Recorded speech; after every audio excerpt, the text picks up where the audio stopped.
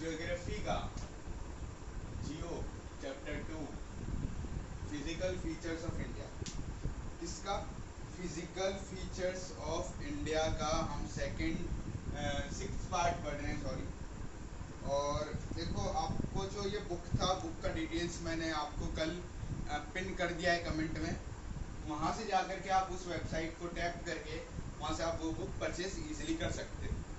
अब बुक का रेट इतना हाई फाई नहीं है, कुछ 300 350 ऐसे कुछ था बुक का रेट, तो आप इस बुक को परचेज कर सकते हो। लेकिन अगर आपको 100% स्कोर करना है तब आप परचेज करना ना। अगर आपको लग रहा है कि ये तो वैसे फालतू बता रहा है कि नहीं, बुक परचेज करने की ज़रूरत नहीं है, टाइम पास के लिए बता रहे हैं, नहीं, ऐसा नहीं है।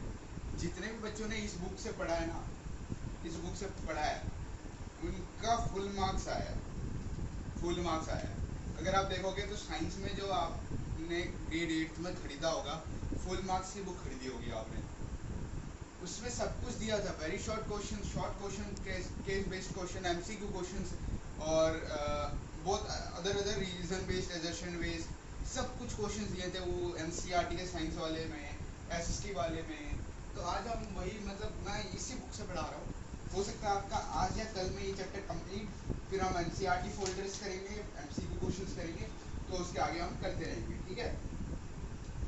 तो अभी सिंपली हमें पढ़ना क्या है, अभी हमें सिंपली पढ़ना है डीकेन प्लेट्यू के बारे में। किसके बारे में पढ़ना है हमें? डीकेन प्लेट्यू के बारे में पढ़ना है।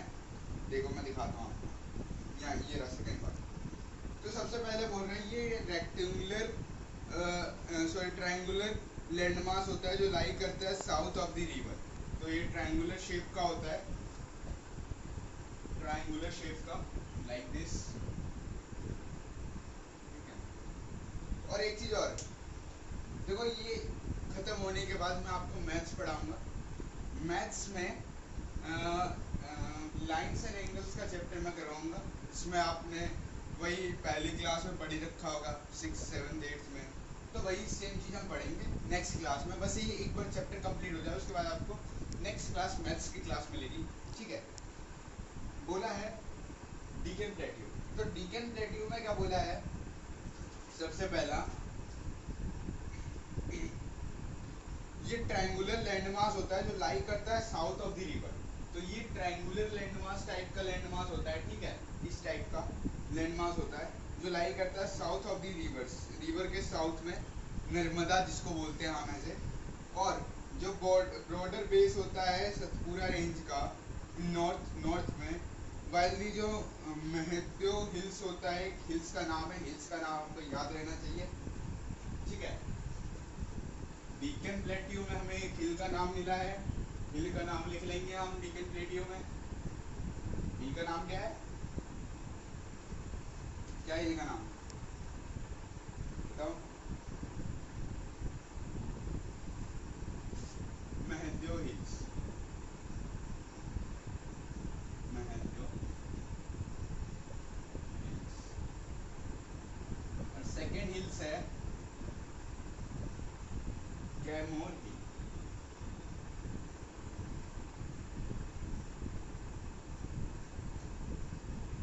कैमूर हिल्स, ठीक है। And Milka range in the east, Milka, Mikla, Mikal, Mikal range area in east. तो सिंपली बोल क्या रहा है, डीकेन प्लेट्यू में थ्री टाइप्स के हिल्स होते हैं, सॉरी। पहला होता है Mahadeo hills, Kaimur hills, Maikal hill range area जो ईस्ट की तरफ फैला हुआ है, ठीक है। ये एरिया के नाम आपको पता होने चाहिए। आपको हो सकता है 1 मार्क का क्वेश्चन में आपको एमसीक्यू में दे दे, ट्विस्ट एंड टर्न करके। जो इस बार ग्रेड 8th में बच्चों के साथ खेला गया था, ट्विस्ट एंड टर्न करके पेपर बनाया गया था। ये जो पेपर बनाया गया था एसएसटी का, उसमें मैंने देखा था कि जो बच्चे हैं उन्होंने बुक से भी पढ़ा था, इस बुक से भी पढ़ा था कुछ बच्चों ने, और कुछ बच्चों ने पूरा चैप्टर रीड किया था और एनसीईआरटी क्वेश्चंस भी रीड किए थे। और उस क्वेश्चंस में से कुछ क्वेश्चंस ऐसे थे वो आए थे, लेकिन बच्चों को, जो बच्चे एक्सपर्ट थे करने में, उन्हें पता चल गया हाँ ये क्वेश्चन ट्विस्ट एंड टर्न करके दे रखा है, तो आप ये भी थोड़ा समझ लेना कि हाँ ट्विस्ट एंड टर्न करके भी टीचर दे सकता है। और अभी तो आपका 9th या 10th का बोर्ड होगा, आपका अभी 10th में बोर्ड, तो 10th के बोर्ड में भी बोर्ड एग्जामिनर क्या करेगा, आपको ट्विस्ट एंड टर्न करके पेपर बना के देगा जो बाहर से बोर्ड आता है। ठीक है, चलो अब मुद्दे पे आते हैं।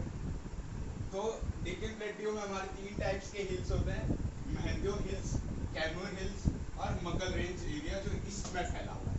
ठीक है, डेक्कन प्लेट्यू में इतना है। फिर बोला है कि जो डेक्कन प्लेट्यू है वो slope gently west to east, तो ये स्लोप करता है gently, the Deccan plateau slope gently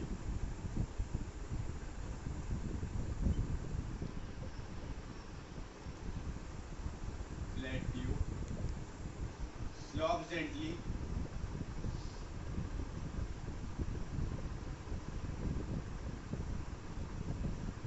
west to east, मैं शॉर्ट में लिख रहा हूँ। ठीक है, तो बोला क्या है जो डेक्कन प्लेट्यू होता है वो स्लोप्स करता है वेस्ट टू ईस्ट डायरेक्शंस में, और इसमें देखो ये अच्छे अच्छे चीजें बताया गया है जो डेक्कन प्लेट्यू वगैरह के बारे में आपने नया पढ़ा है अभी।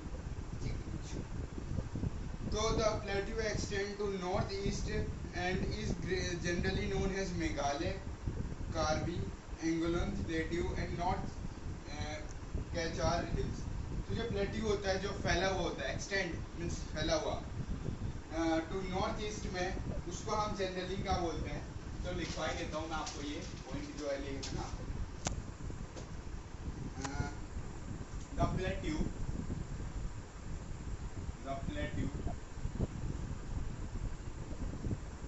extend to north to east or north to east and is generally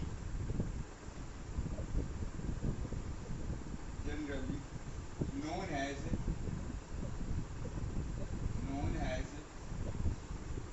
Meghalaya Karbi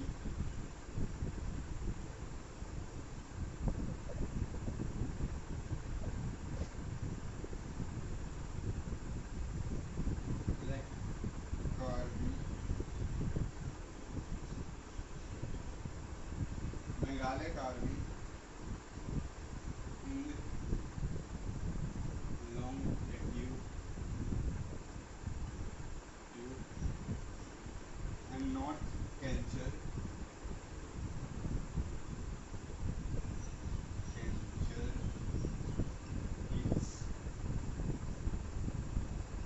क्या बोला है, बोला है कि जो प्लेट्यू एक्सटेंड फैला हुआ रहता है नॉर्थ टू ईस्ट में, और उसको हम जनरली बोलते हैं मेघालय कार्बी एंगलोंग प्लेट्यू, बहुत लंबा नाम है, और नॉर्थ कैंसर हिल्स भी इसको बोला जाता है। आप ऐसे इतना याद रख लेना कि नॉर्थ कैंसर हिल्स, तो आप इतना भी लिख दोगे कि the plateau extend to north to east is generally known as north cancer hills, तो फिर भी आपको मार्क्स मिल जाएंगे।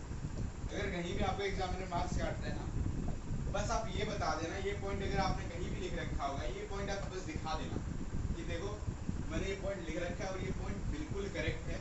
जो प्लेट्यू एक्सटेंड करता है नॉर्थ टू ईस्ट, और इसको हम जनरली बोलते हैं मेघालय कार्बी एंगलोंग प्लेट्यू और नॉर्थ कैंसर हिल्स, ये दिखा देना बस आप, तो ये आपको मैक्सिमम 2 मार्कर या 3 मार्कर में क्वेश्चन दे देंगे। कितने में?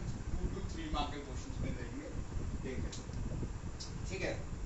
चलो फिर बोला है इट इज सेपरेटेड फ्रॉम छोटा नागपुर प्लेट्यू बाय फॉल्ट, मतलब छोटा नागपुर प्लेट्यू से ये क्या बोलते हैं कुछ सेपरेट अलग हुआ है छोटे नागपुर प्लेट्यू से बाय प्लेट्यू फॉल्ट।